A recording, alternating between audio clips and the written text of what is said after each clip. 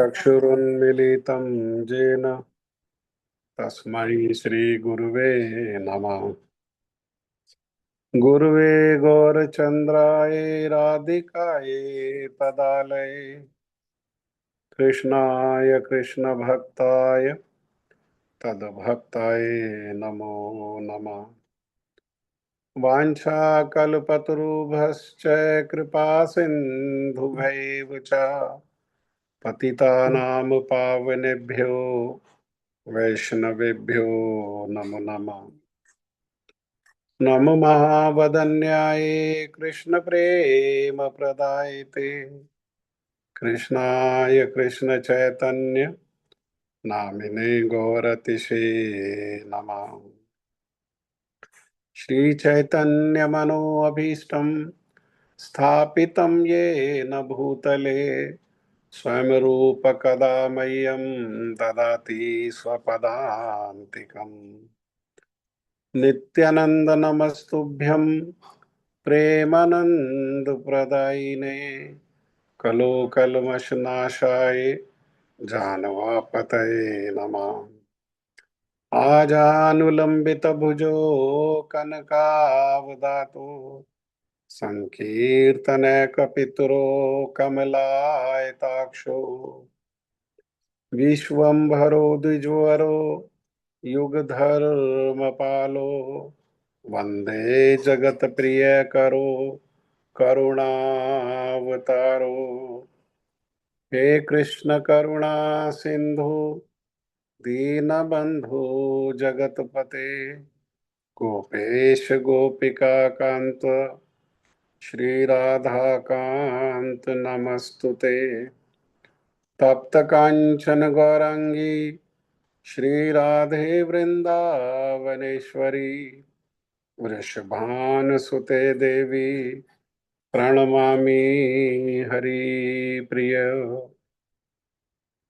भक्त्या विहीन अपराधलक्षे क्षिप्ताश्च कामादितरङ्गमध्ये कृपामयि त्वां शरणं प्रपन्ना वृन्दे नमस्ते चरणारविन्दम् वृन्दे नमस्ते चरणारविन्दम् वृन्दे नमस्ते चरणारविन्दम्। श्रीकृष्ण चैतन्य प्रभु नित्यानंद श्री अद्वैत गदाधर श्रीवासादि गौर भक्त वृंद। हरे कृष्णा कृष्ण कृष्ण हरे हरे हरे राम राम राम हरे हरे। मैं सबसे पहले मेरे गुरुपाद पद्म नित्य लीला प्रविष्ट ओम विष्णुपाद परमहंस परिव्राजकाचार्य अस्तोत्र शतयुगाचार्य श्री श्रीमद् भक्ति वेदांत शील नारायण गोस्वामी महाराज जी के अभय चरणारविंद में अनंत कोटि दंडवत प्रणाम करते हुए उनकी कृपा याचना करता हूँ। तदुपरांत नित्य लीला प्रविष्ट ओम विष्णुपाद स्तोत्र श्री श्रीमद् भक्ति वेदांत स्वामी महाराज शील प्रभुपाद जी के चरण सरोज में अनंत कोटि दंडवत प्रणाम। रूपानुग गुरु वर्ग के चरणों में मेरा अनंत कोटि दंडवत प्रणाम। श्री उपदेशामृत के रचयिता शील रूप गोस्वामी पाद जी के चरणों में मेरा अनंत कोटि दंडवत प्रणाम। कथा के श्रोता वृंद वैष्णव वैष्णवी माता भाई बहन प्रभु आप सभी को मेरा यथा योग्य प्रणाम। श्री उपदेशामृत शील रूप गोस्वामी पाद जी के द्वारा रचित जो ग्रंथ है और उसमें श्लोक जो पढ़ रहे हैं हम, श्लोक संख्या 6, और इस श्लोक का शीर्षक दिया है कि प्राकृत दृष्टि से अप्राकृत वैष्णव दर्शन निषिद्ध है। वैष्णव कैसे हैं? वो अप्राकृत हैं, इस प्रकृति के परे हैं। भगवान और भगवान से संबंधित जो भी वस्तु है वो इस प्रकृति से परे है, इस संसार से परे है। तो उनको जो ऐसे जो वैष्णव हैं उनको सांसारिक दृष्टि से, अर्थात उनमें उनका कोई स्वभावगत दोष है, उस दोष को दर्शन करना, या उनमें कोई शरीरगत दोष है, शरीर से संबंधित कोई दोष है, तो उनको जो दर्शन करना है वो निषिद्ध है। वे हर परिस्थिति में भगवान के भक्त हैं, वे हर परिस्थिति में वैष्णव हैं, और वे हर परिस्थिति में इस जो प्रकृति है इससे परे हैं, इससे ऊपर हैं। वे हर स्थिति में पूजनीय हैं, वंदनीय हैं, स्मरणीय हैं।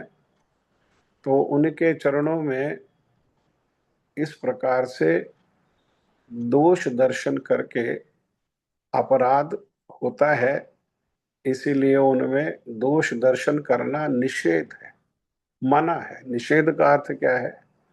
मना है।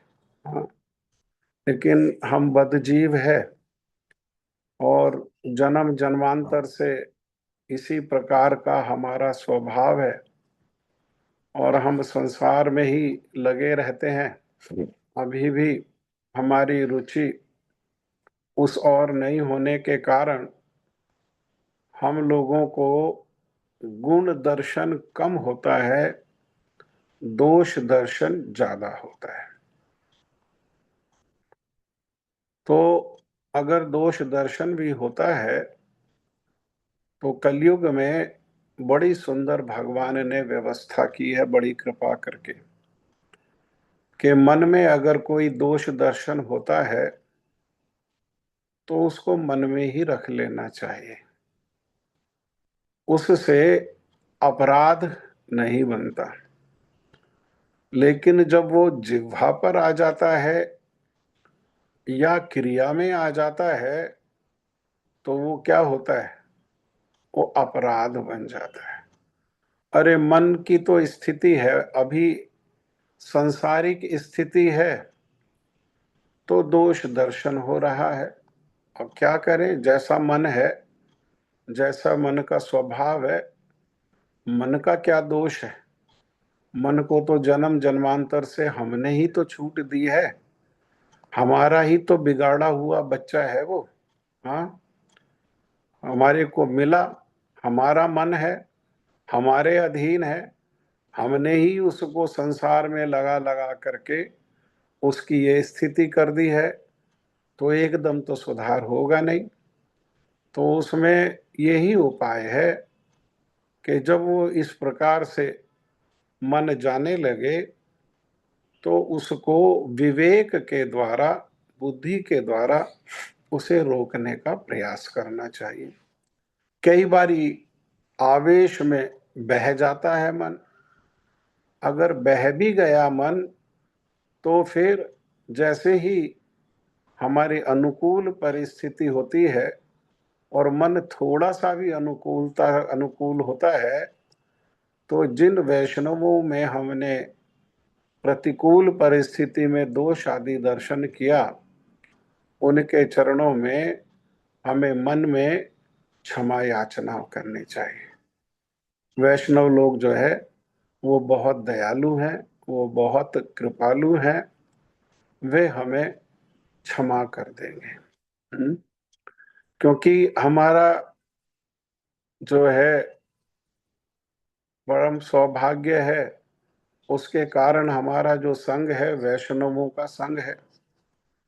और जब वैष्णव समाज में ही रहते हैं, वैष्णवों के बीच में ही रहते हैं, तो हमारे स्वभावगत जो गुण दोष हैं वो भी उन्हीं वैष्णवों के बीच में ही रहेंगे। तो क्या करना चाहिए? उनसे क्षमा याचना कर लेनी चाहिए मन से। क्योंकि अगर क्षमा याचना नहीं करेंगे और वो वैष्णव क्षमा नहीं करेंगे और अपराध को ग्रहण कर लेंगे, तो ऐसे अपराधी को भगवान स्वीकार नहीं करते हैं। हाँ? तो इसीलिए भगवान हमें स्वीकार कर लें तो हम समय समय पर क्षमा याचना कर सकते हैं। इसीलिए जब भी अवसर मिले तो हमको वांछा कल्पतरुभ्यश्च कृपा सिंधुभ्यैव च पतितानां पावनेभ्यो वैष्णवेभ्यो नमो नमः, इस मंत्र को उच्चारण करना चाहिए। विशेषकर वैष्णव दर्शन होते ही उनको यथा योग्य प्रणाम करना चाहिए।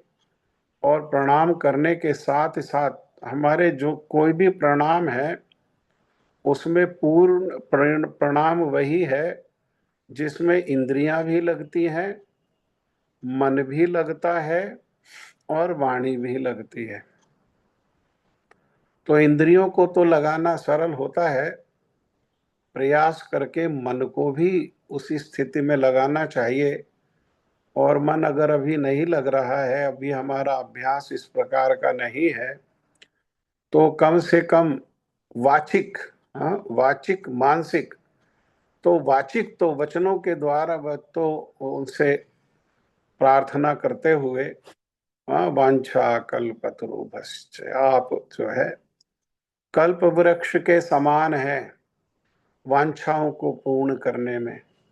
और हमारी वांछा है कि भगवान के चरणों में हमारी रति मति हो।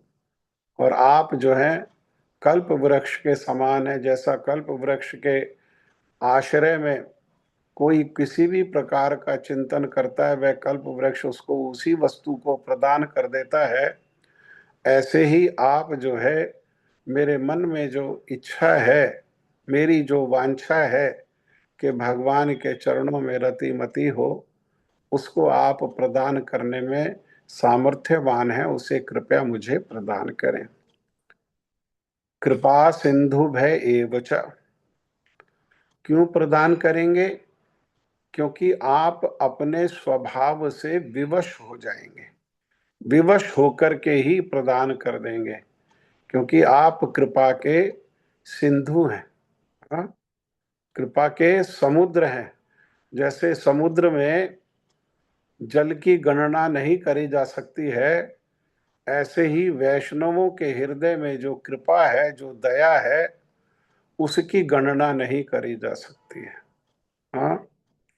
दया के मामले में तो भक्त लोग जो है वे भगवान से भी अधिक दयालु हो जाते हैं। हाँ, वही भगवान उन भक्तों के रूप में वे अधिक दयालु हैं। ये हम सब लोग जानते हैं कि राम भी दयालु हैं, कृष्ण भी दयालु हैं, लेकिन वही कृष्ण श्रीमन चैतन्य महाप्रभु जो एक भक्त की लीला कर रहे हैं और भक्ति का अपने आचरण से भक्ति की शिक्षा को प्रचार प्रसार कर रहे हैं, वे किस प्रकार से दयालु हैं। हाँ, तो ये हम लोगों को अनूप सुना भी है और उसको अपने अपने अधिकार के अनुसार हमें अनुभव भी है। हाँ? पतितानाम पावनेभ्यो, और आप जो हैं पतितों को पवित्र करने वाले हैं, तो उसमें स्वयं को पतित स्वीकार करना चाहिए। ऐसा नहीं कि मेरे को तो अब देखो ये ग्रंथ मेरे को अध्ययन हो गया, ये डिग्री मेरे को मिल गई, मैं तो इतना जाप करता हूँ, तो अब मैं बहुत श्रेष्ठ वैष्णव हो गया। जैसे ही ये विचार मन में आएगा, वैसे ही भक्ति में उन्नति होना बंद हो जाएगी। उन्नति तभी तक होगी जब तक हम भक्ति के अभाव को अनुभव करेंगे। तभी, जब तक अभाव होगा, अभाव का अनुभव करेंगे, तभी तो उस और उन्नति के लिए प्रयास करेंगे, तभी तो उसको और उन्नति के लिए प्रार्थना करेंगे। जब अभाव ही नहीं है तो फिर तो उन्नति होना जो है वो बंद हो गई। इसलिए वास्तव में हमारे जैसे जो जीव हैं वो वास्तव में ही पतित हैं, हाँ, और पतनोमुखी हैं। किसी क्षण भी पतन हो सकता है, पतन के लिए बिल्कुल तैयार हैं। जैसे ही थोड़ी सी पतन की अनुकूलता होगी वैसे ही पतन हो जाएगा। तो जो वास्तविकता है उसको स्वीकार करने में क्या बुराई है? हाँ, वो अभी हम जो अपने आप को पतित कहते हैं तो वो हमारी दीनता नहीं है। हाँ, वैष्णव लोग जब अपने आप को पतित कहते हैं तो वो उनकी दीनता है। श्रील कृष्णदास कविराज गोस्वामी जैसे जो परमहंस वैष्णव हैं, वे अगर इस बात को कहते हैं तो उनके लिए तो ये दीनता है, लेकिन हमारे लिए तो वास्तविकता है। हम तो वास्तव में पतित हैं। हाँ, तो उसको स्वीकार करके और उनसे प्रार्थना करें, पतितानाम पावनेभ्यो, प्रभु आप जो है पतितों को पवित्र करने वाले हो। वैष्णवभ्यो नमो नमः, जो ऐसे वैष्णव हैं मैं उनको प्रणाम करता हूँ, केवल जिह्वा से नहीं, मन से भी मैं उनको प्रणाम करता हूँ और इंद्रियों से भी मैं उनको प्रणाम करता हूँ। इस प्रकार से हमारी प्रार्थना रहेगी तो भक्ति की उन्नति वैष्णवों से ही प्रारंभ होगी। हाँ, क्योंकि नीचे से ऊपर जाना है ना, हमको ऊपर से नीचे थोड़ी आना। भगवान हमको स्वीकार कर लेंगे और फिर वैष्णव स्वीकार करेंगे। अरे वैष्णव स्वीकार कर लेंगे, वैष्णव अपने चरणों का आश्रय दे देंगे तो भगवान को के चरणों के आश्रय के लिए अलग से चेष्टा प्रयास नहीं करना पड़ेगा, अलग से प्रार्थना नहीं करना पड़ेगा, है ना। नरोत्तम दास ठाकुर जैसे प्रार्थना कर रहे हैं, नरोत्तम दास ठाकुर की दीनता है। उस वो किस लिए वो प्रार्थना को उन्होंने रचना किया? ताकि हमारे जैसे जो पतित जीव है वो उस प्रार्थना को कर सके, प्रति जन्म में करी आशा। हाँ, हर जन्म जन्म में यही आशा है कि आप क्या करो, आप अपना बना करके हमें रख लो और हम आपके चरणों का आश्रय लेकर के वहां रह जाएं। श्रील प्रभुपाद जगत गुरु श्रील भक्ति सिद्धांत सरस्वती ठाकुर अनुवृत्ति करते हुए, टीका करते हुए इस श्लोक की कह रहे हैं कि शुद्ध भक्तों के तात्कालिक स्वभावगत, तात्कालिक अर्थात हमेशा नहीं रहने वाला है, वो कभी कभी किसी कारण से दिखाई दे जाता है। किस कारण से दिखाई दे जाता है? तो दो कारण बता रहे हैं, एक स्वभावगत, स्वभाव के कारण, और दूसरा शरीरगत, शरीर के कारण। वो दिखाई देने वाले दोषों को प्राकृत दृष्टि से नहीं देखना चाहिए, संसारिक दृष्टि से नहीं देखना चाहिए।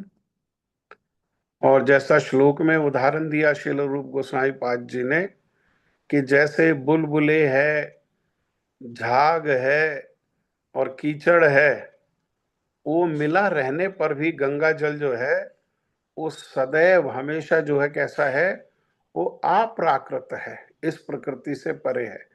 ऐसे ही जो वैष्णव हैं वे भी बुलबुले, फेन, कीचड़ आदि से मिले होने पर भी कैसा, स्वभाव के कारण और शरीर के कारण, इस प्रकार का कोई दोष होने पर वे कैसे हैं, वे हर परिस्थिति में सदैव, यहाँ शब्द व्यवहार किया सदैव, ऐसा नहीं है।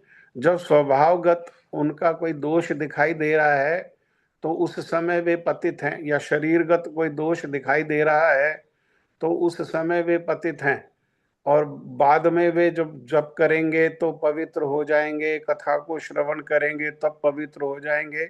नहीं, जैसे गंगा जल कीचड़ मिला हुआ भी और झाग उसमें कीचड़ के कारण आ रहा है और बुलबुले भी उसमें उठ रहे हैं, तब भी क्या है, तब भी गंगा जल सदैव अप्राकृत है, प्रकृति के परे है, दिव्य है।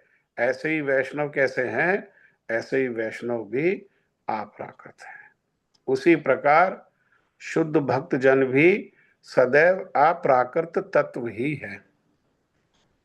लेकिन हमारे पास वो दृष्टि और दृष्टिकोण नहीं होने के कारण हम उनको इस प्रकार से देख नहीं पाते हैं। तो इसीलिए श्रील रूप गोस्वामी जी जो है ये उपदेश दे रहे हैं। ये क्या है, उपदेशामृत। हाँ, उपदेश दे रहे हैं कि हम रूप अनुग होकर के श्रील रूप गोस्वामी पाद जी के जो उपदेश हैं उनको जब तक हमारे स्वभाव में, हमारे आचरण में नहीं आ रहा है, तब तक श्रील रूप गोस्वामी पाद जी के चरणों में श्रद्धा रखते हुए उनके जो उपदेश हैं उनको सामर्थ्य के यथा योग्य सामर्थ्य अनुसार क्या करें, पालन करने का प्रयास करें। हाँ, उनमें प्राकृत भाव से दर्शन करना ये अपराधजनक है।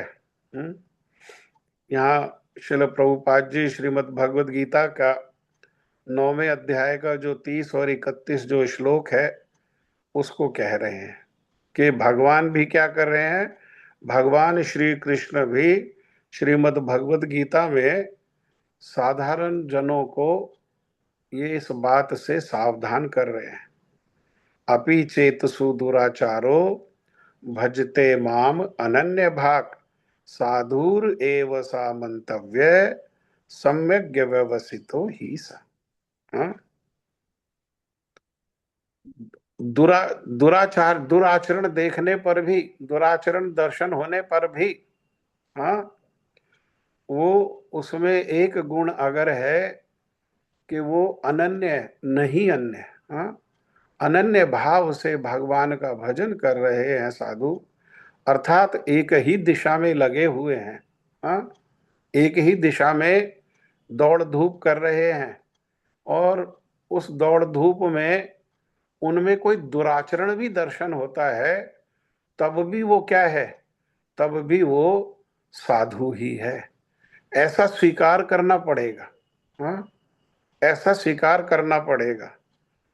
और अगले श्लोक में कहा, क्षिप्रम भवति धर्मात्मा शाश्वत अच्छांति निगच्छति कौन्ते प्रति जानी ही नामे भक्ता प्रणश्यति। ये बात को हृदय में गांठ बांध कर लेनी चाहिए। जो भगवान कह रहे हैं कि हे कुंती पुत्र, हे अर्जुन, तुम्हें मैं प्रिय जान करके एक बात, विशेष बात बता रहा हूं। हाँ, क्या कि नामे भक्त्या प्रणश्यति, मेरे भक्त का किसी स्थिति परिस्थिति में भी विनाश नहीं होता। क्यों? क्योंकि मेरे भक्त जो है वे सदैव मेरी कौमुदगी गदा के द्वारा वे हमेशा सुरक्षित हैं। भगवान अपने भक्तों की स्वयं सुरक्षा करते हैं, इसीलिए उनमें वो भक्तों का कभी भी विनाश नहीं होता।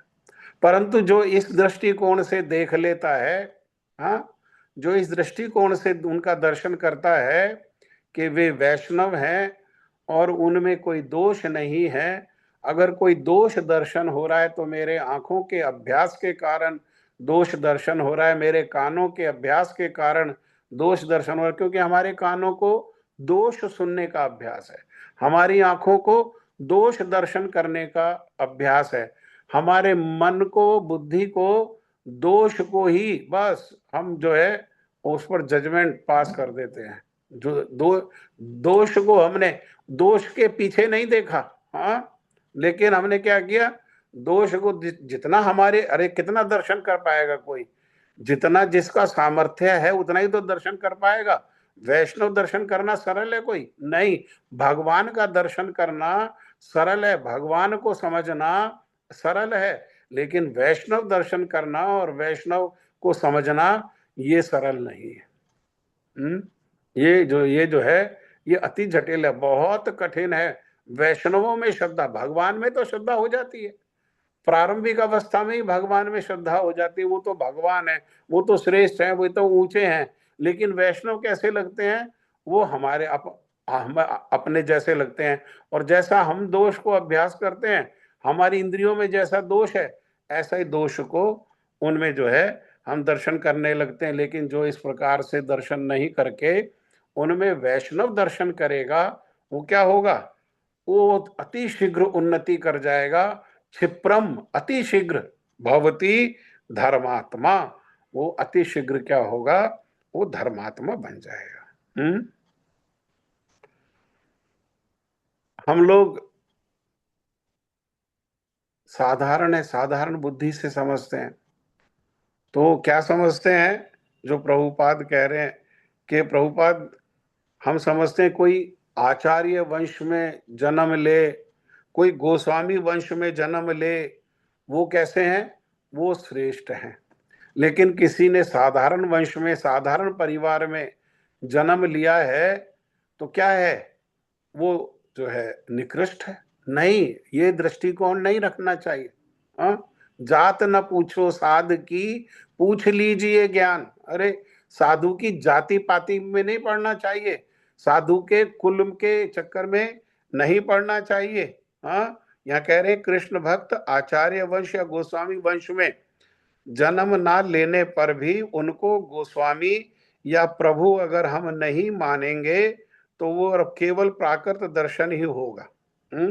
उनको, वो किसी कुल में जन्म लें, किसी जाति में जन्म लें, शरीर में किसी प्रकार का दोष हो, स्वभाव में उनके किसी प्रकार का दोष हो, हमारे लिए क्या है? हमारे लिए वे गोस्वामी हैं और हमारे लिए प्रभु हैं। अगर हम अपना मंगल चाहते हैं तो उनको प्रभु ही कह करके स्वीकार करें। और केवल हम कई बारी क्या करते हैं, सामने प्रभु कह देते हैं और पीछे उनके दोष का गुणगान करना शुरू कर देते हैं। अरे, अगर हम दोष को गुणगान करेंगे तो हम दोष को ग्रहण करेंगे, और गुणों का गुणगान करेंगे। वैष्णव में तो गुण ही गुण है। अरे, जो कृष्ण भक्त हो गया, जिसने कृष्ण को आश्रय कर लिया और एकमात्र कृष्ण के चरणों को आश्रय करके दिन रात जो लगा हुआ है, उसमें क्या दोष बाकी रह गया? और उसमें क्या गुण आना बाकी रह गया? हाँ, जो कृष्ण भजन करते हैं, वे सब प्रकार के पूर्व पूर्व जन्म में यज्ञ कर चुके। जितने भी प्रकार के यज्ञ हैं, वो सारे यज्ञों को कर चुके हैं।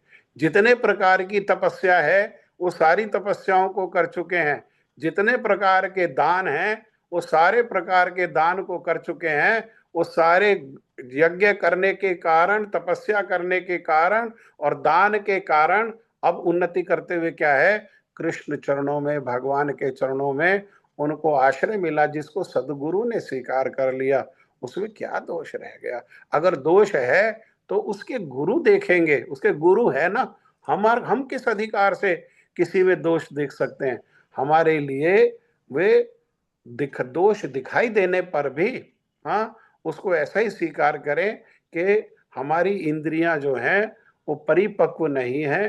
परिपक्व नहीं होने के कारण वे अदोष दोष दर्शन कर रही हैं, और जो अदोष है, जो उनके गुण हैं, उसको दर्शन नहीं कर पा रही है।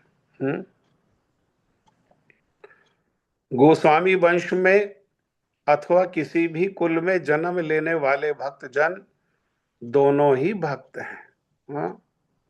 श्रील हरिदास ठाकुर जी तो मलेच्छ कुल में उनका जन्म हुआ, और श्री गोपाल भट्ट गोस्वामी पाद जी, उनका तो भक्तों के परिवार में जन्म हुआ। उनके तो माता पिता भी जो हैं वो भी भक्त थे। हाँ, तो होने पर भी दोनों ही कैसे हैं? अरे, दोनों ही प्रभु हैं, दोनों ही हमारे वंदनीय, दोनों ही हमारे पूजनीय है, दोनों ही हमारे सम्मान के योग्य, दोनों ही जो कैसे हैं? वे दोनों ही भक्त हैं। उनमें भेद नहीं देखना चाहिए। किसी भी कुल में जन्म लेने पर भी उनमें प्राकृत गुणों का आरोप करने से अपराध होता है। आरोप करना मतलब, आरोप करने का अर्थ है जो नहीं है उसको है करके देखना। अर्थात उनमें दोष नहीं है, लेकिन हम क्या कर रहे हैं? आरोप, जैसे आरोप लगाना। हाँ, आरोप लगाने का अर्थ क्या है कि उसमें वो दोष नहीं है, लेकिन केवल आरोप मात्र लगा रहे हैं। तो ऐसे ही जो नहीं है वो क्या नहीं है, उनमें प्राकृत दोष नहीं है, सांसारिक दोष जो है उनमें वास्तव में नहीं है। वो दोष दर्शन हो रहा है हमारी इंद्रियों की सीमा के कारण। हाँ, और फिर भी कोई ऐसा करता है, उनको प्राकृत गुणों का आरोप करता है, तो उससे जो है अपराध लगता है। हमारे गुरुजी का तो कथन है कि जब तक जो है वैष्णव वो इस देह को त्याग नहीं दे और इस देह को त्याग करके उसकी समाधि ना हो जाए या उसका संस्कार ना हो जाए। हाँ, सन्यासी लोग हैं तो समाधि हो जाएगी, और सभी सन्यास अगर नहीं हुआ है, कौन सा सन्यास, हाँ, इस सांसारिक दृष्टि से सन्यास। तो बाकी तो हम नहीं जानते किसके हृदय में कितना सन्यास है, कितना भगवान के सन्यास का अर्थ क्या है? सन्यास का अर्थ है लाल कपड़ा। लाल कपड़े का अर्थ, लाल रंग का अर्थ क्या है? लाल रंग का अर्थ है अनुराग। अरे किसके हृदय में भगवान के प्रति कितना अनुराग है, कौन कितने अनुराग में डूबा हुआ है, हम कैसे जाने? हम तो भी अनुराग, हमारे हृदय में तो अनुराग ही नहीं है। अनुराग नहीं होने पर हमारे को अनुराग का अनुभव ही नहीं है। तो जिसका हमें अनुभव नहीं है उसको तो दूसरे को हम कैसे, उस पर हम अधिकार है हमको कि हम निर्णय दे सकें कि ये अनुरागी है और ये अनुरागी नहीं है? हाँ, तो इसीलिए ना उसके गुणों की चर्चा करें और ना उसके अवगुणों की चर्चा करें। हाँ, निंदा भी नहीं करें और उसकी पूजा भी नहीं करें। हाँ, कब तक? जब तक वो, क्योंकि कि आज मान लो किसी की निंदा कर रहे हैं तो कल पूजा करनी पड़ सकती है, और आज किसी की पूजा कर रहे हैं तो कल को कोई दोष दर्शन होने पर, क्योंकि भक्ति का मार्ग भगवान किसको कहां से घुमा करके कैसा करके लेकर के आते हैं वो कोई नहीं जानता है, संसार में कोई नहीं जानता है। हाँ, तो जो छोटा हरिदास थे उनको दोष में डल करके और उन्होंने अपना शरीर त्याग दिया, स्वयं शरीर त्याग दिया, और महाप्रभु ने एक तरफ तो कहा कि अच्छा किया उसने।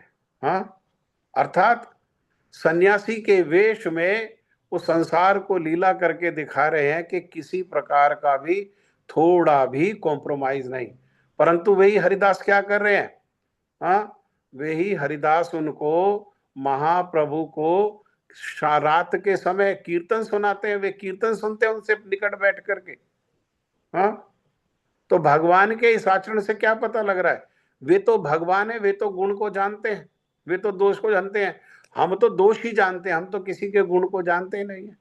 हाँ, इसलिए हमारे लिए क्या है, हम निंदा और स्तुति दोनों से बचें, सम्मान दें, लेकिन निंदा और स्तुति से बचने का अर्थ ये नहीं है कि किसी को भी सम्मान नहीं देना, नहीं, सबको प्रभु करके गोस्वामी कर मान करके उनको हमको सम्मान देना है और उनके गुणों से हमें लाभान्वित होना है। हाँ, एक एक मापदंड हो सकता है कि हमारा सबका स्वभाव अलग अलग है, तो हम अपने जैसे स्वभाव के लोगों के बीच में रह करके हम लोगों की भक्ति में उन्नति हो सकती है।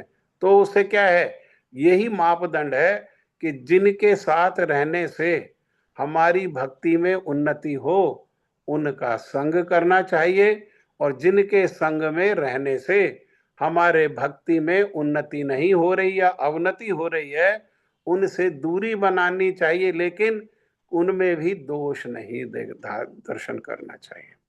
मिलने पर उनको प्रणाम करना चाहिए, उनको सम्मान करना चाहिए। हाँ, हाँ, तो उनमें भी दोष दर्शन नहीं करना चाहिए। क्यों? क्योंकि आज हम उनमें वो गुण नहीं देख पा रहे हैं, क्यों? हमारे अंदर गुण नहीं होने के कारण हम उस गुण को दर्शन नहीं कर पा रहे हैं, और उसका हमारे मन के अनुसार हमारे भजन पर प्रभाव आ रहा है। हम तो मनों में हैं, हम तो मन में हैं।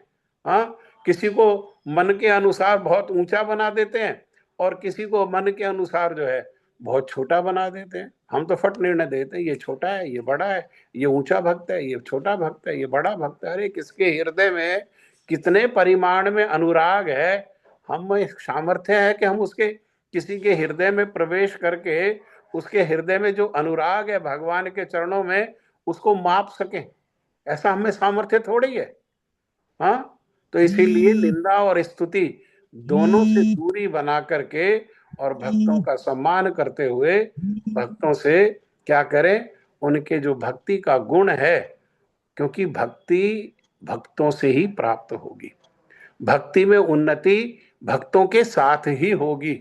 इसलिए भक्तों का संग अनिवार्य है और उन भक्तों का संग करते हुए, उनमें सम्मान रखते हुए, उनमें श्रद्धा रखते हुए, है ना, हम क्या करें, धीरे धीरे धीरे अपने भजन में उन्नति करें। हाँ, लेकिन कोई व्यक्ति भक्ति मार्ग पर कुछ अग्रसर हुआ ना हुआ और प्रारंभिक दशा में ही अपने को भक्त मानकर यदि प्राकृत दुराचार करने लगे तो वह भक्ति मार्ग से गिर जाता है, च्युत हो जाता है, मतलब वो गिर जाता है।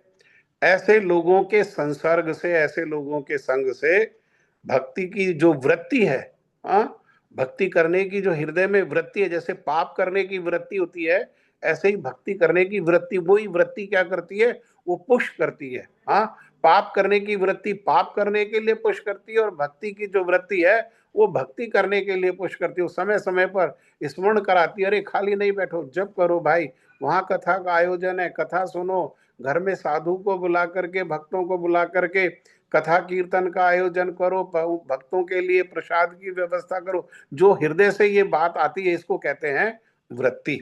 हाँ, तो अगर ऐसे लोगों का संग करेंगे तो ऐसे लोगों के संग से भक्ति तो नष्ट होती नहीं है, लेकिन जो भक्ति की वृत्ति है, जो उन्नति कराने वाली है भक्ति में, वो नष्ट हो जाती है। भक्ति को तो नेहाभिक्रम नाशो अस्ति प्रतवायु न विद्यते स्वल्पमस्य धर्मस्य त्रायते महतो भयात।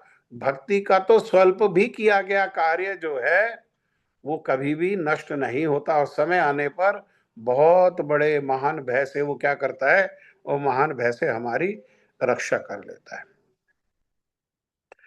कुछ लोग ब्राह्मण आदि उच्च कुल में जन्म होने के मद में चूर होकर सिद्ध भक्तों के आचार विचार को समझ नहीं पाते हैं। जब अहंकार हो गया, मद मने अहंकार, उच्च कुल में जन्म का अहंकार, तो वो अहंकार क्या करता है, वो अहंकार हमारे विवेक को आवृत कर लेता है। हाँ, और विवेक ही तो निर्णय कर सकता है, विवेक से ही तो निर्णय किया जाएगा। और वो विवेक जब आवृत हो गया तो फिर क्या करते हैं, तो जो सिद्ध भक्त है उनके आचार विचार को समझ ही नहीं पाते हैं, उनके चरणों में त्रुटि करते हैं, उनके दोष करते हैं। इसलिए कैसे दोष करते हैं, उनकी अवज्ञा करके। भक्त लोग वैसे तो आदेश नहीं देते, गुरु भी आदेश नहीं देते हैं।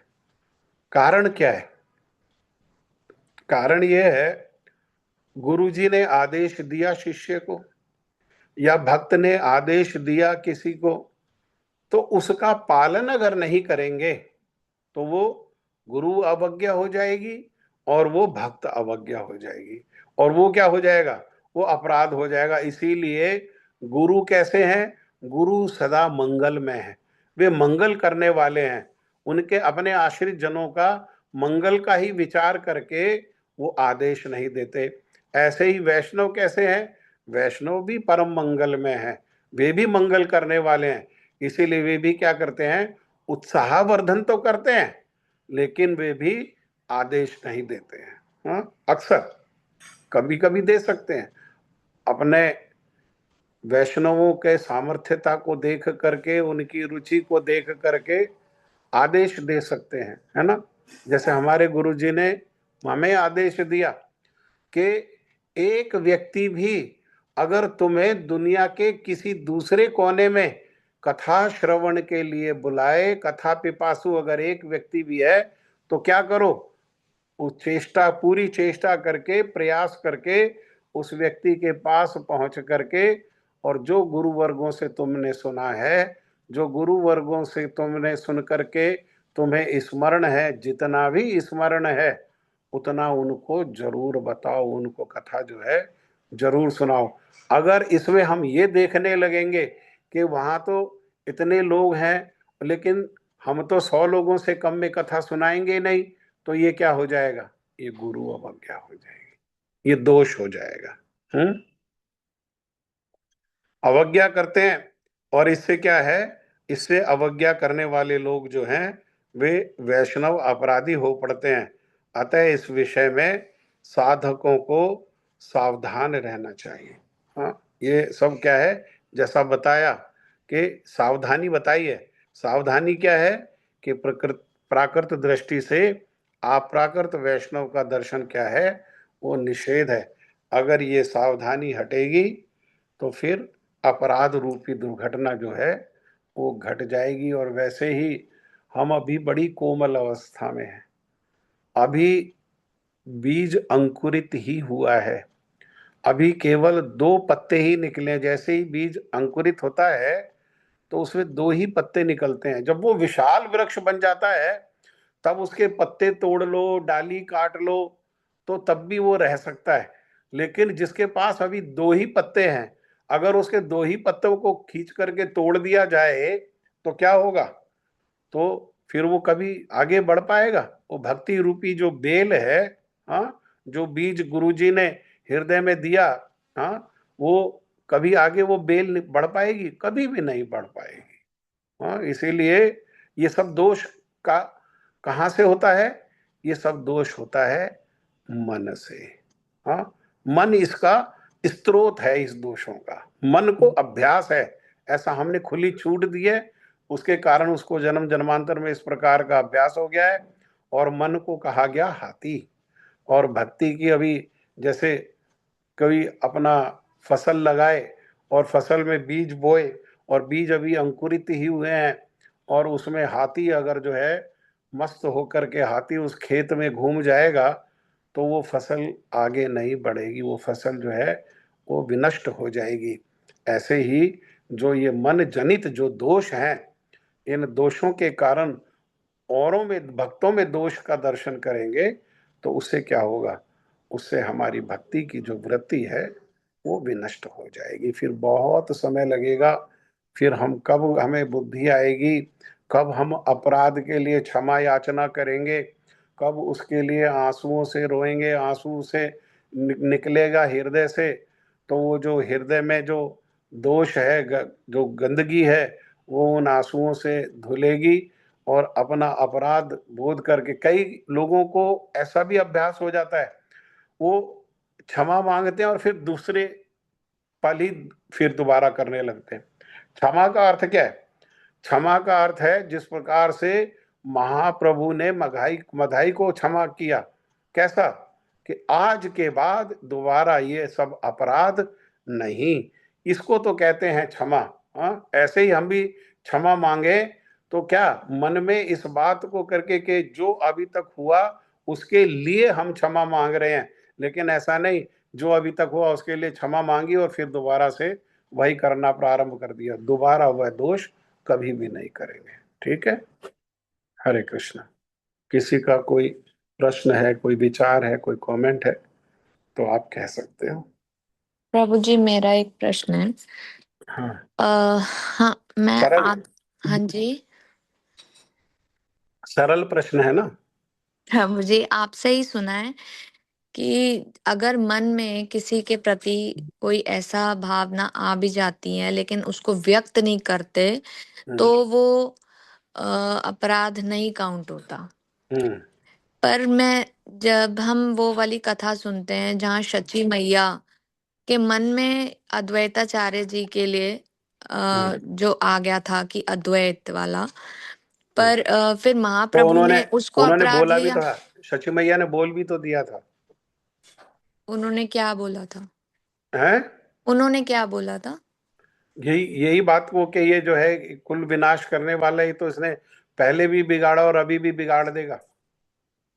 इस अच्छा, प्रकार से। हाँ, मुझे नहीं मालूम प्रभु जी कि तो उन्होंने बोला और था। दूसरा मेरे को लगा उनके दूसरा मन में ही था खाली। दूसरा मन में आने पर भी मैंने कहा ना कि मन में आने पर भी क्या करना चाहिए, मन से अपराध की क्षमा याचना हाँ, करनी हाँ, चाहिए। वो तो है क्षमा मन से याचना। क्षमा पर याचना मैं ये करनी क्लैरिफाई चाहिए। करना चाह रही थी। लेकिन लेकिन कलयुग में ये बात के लिए सुविधा दी गई है कि जो है मन से अपराध होने पर भगवान जो है उसको अपराध के रूप में स्वीकार नहीं करते, क्योंकि मन इतने मलिन है कलयुग में, मन की इतनी मलिनता है, अगर वो मन में आए जो अपराध है उसको ग्रहण करने लगेंगे हरि गुरु वैष्णव, तो फिर कोई भी संसार में भजन ही कर ही नहीं पाएगा। सबके हमारे सबके मन तो मलिन है, किसी ना किसी प्रकार का दोष दर्शन हम कर ही लेते हैं। हाँ, लेकिन उसको वाणी में नहीं लाना चाहिए। मन में जो दोष है वे शीघ्रता से क्षमा कर दिए जाते हैं, मानो के उनको वे हरिगुरु वैष्णव दोष के रूप में ग्रहण ही नहीं करते। ठीक ठीक है प्रभु जी, धन्यवाद। ठीक है ना, वाणी में नहीं लाना चाहिए, वाणी में लाने से कठोरता हो जाती है, और उसको क्रिया में लाने से और अधिक कठोरता हो जाती है। मन में कोई अभी दोष आया है तो हम जैसे भजन करेंगे, मन में दोष आया उसको आगे नहीं कहा, लेकिन हम भजन करेंगे तो हमारे को ये अनुभव हो जाएगा कि हमने गलती करी है। फिर हम चाहे हो सकता है वह हमारा जो अनुभव है, पश्चाताप है, हमें उस वैष्णव के पास ले जा करके क्षमा याचना कराए, नहीं तो कम से कम मन ही मन तो क्षमा याचना जरूर कराएगा। और जैसे ही ये क्रिया होगी वैसे ही तेजी से भक्ति में उन्नति हो जाएगी। जी प्रभु जी, थैंक यू प्रभु जी, धन्यवाद। ठीक है ना। और कोई प्रश्न है किसी का?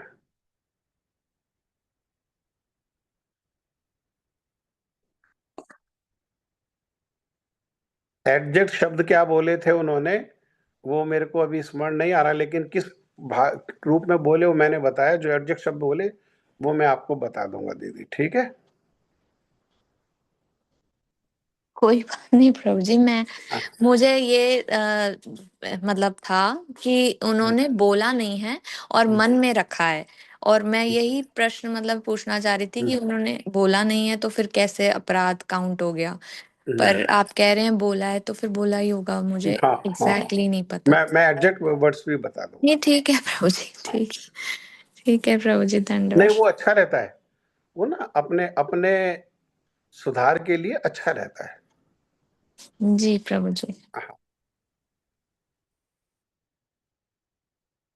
और कोई बात है किसी की? ठीक है, तो जय ध्वनि दो। श्री श्री गुरु गौरांग गंधर्विका गिरधारी राधा विनोद बिहारी जी की जय। जय नित्य लीला प्रविष्टों विष्णुपाद अष्टोत्र शत श्री श्रीमद भक्ति वेदांत नारायण गोस्वामी महाराज की जय। जय नित्य लीला प्रविष्टों विष्णुपाद अष्टोत्र भक्ति प्रज्ञान केशव गोस्वामी महाराज की जय। जय नित्य लीला प्रविष्टों विष्णुपाद अष्टोत्र शत श्री श्रील भक्ति सिद्धांत सरस्वती गोस्वामी प्रभुपाद की जय। जय नित्य लीला प्रविष्टों विष्णुपाद परमहंस बाबा जी श्री श्रील गौर किशोरदास गोस्वामी महाराज की जय। जय नित्य लीला प्रविष्टों विष्णुपाद सच्चिदानंद श्री भक्ति विनोद ठाकुर की जय। जय नित्य लीला प्रविष्टों विष्णुपाद वैष्णव सार्वभौम श्री जगन्नाथ दास बाबा जी महाराज की जय। जय श्री गौड़ीय वेदांताचार्य श्री बलदेव विद्याभूषण प्रभु की जय। जय श्री विश्वनाथ चक्रवर्ती ठाकुर की जय। जय श्री नरोत्तम श्रीनिवास श्री श्यामानंद प्रभु त्रय की जय। जय श्री कृष्णदास कविराज गोस्वामी प्रभु की जय। जय श्री रूप सनातन भट्ट रघुनाथ श्री जीव गोपाल भट्ट दास रघुनाथ शर गोस्वामी प्रभु की जय। जय श्री स्वरूप दामोदर राय रामानंद श्री गौर पार्षद वृंद की जय। जय श्री राम नामाचार्य श्री हरिदास ठाकुर की जय। प्रेम से कहो श्री कृष्ण चैतन्य प्रभु नित्यानंदा श्री अद्वैत गदाधर श्रीवासादि श्री गौर भक्त वृंद की जय। श्री अंतरद्वीप मायापुर सीमंत द्वीप गौद्रुम द्वीप मध्य द्वीप कोल द्वीप ऋतुद्वीप जैनवद्वीप मौद्रुम द्वीप रुद्र द्वीपात्मक श्री नवद्वीप धाम की जय। श्री श्री राधा कृष्ण गोप गोपी गो गोवर्धन द्वादश वनात्मक श्री ब्रज मंडल की जय। द्वादश उपवन की जय। श्री श्याम कुंड, राधा कुंड, यमुना, गंगा, तुलसी, भक्ति देवी की जय। श्री जगन्नाथ, बलदेव, सुभद्रा, सुदर्शन जू की जय। भक्त प्रवर श्री प्रहलाद महाराज की जय। भक्ति विघ्न विनाशक नरसिंह देव की जय। चारों धाम की जय, चारों संप्रदायों की जय, चारों आचार्यों की जय। आकर मठराज श्री चैतन्य मठ की जय। श्री गौड़ीय वेदांत समिति की जय। श्री देवानंद गौड़ीय मठ और अन्य शाखा मठ समूह की जय। श्री हरिनाम संकीर्तन की जय। अनंत कोटि वैष्णव वृंद की जय। समागत भक्त वृंद की जय। श्री गौर प्रेमानंदे हरि हरि बोल, हरि हरि बोल। श्री एकादशी महामहोत्सव की जय। महोत्सव पालनकारी भक्त वृंद की जय। आज के सत्संग की जय। आज के आनंद की जय। श्रील रूप गोस्वामी पाद की जय। श्री उपदेशामृत ग्रंथ की जय। आप सब भक्तों की जय। निताई गौर प्रेमानंदे हरि हरि बोल। हरे कृष्णा, दंडवत प्रणाम, राधे राधे। हरे कृष्णा प्रभु जी, दंडवत हरे प्रणाम। कृष्णा प्रभु जी, दंडवत प्रणाम। हरे कृष्ण प्रभु जी, धन्यवाद।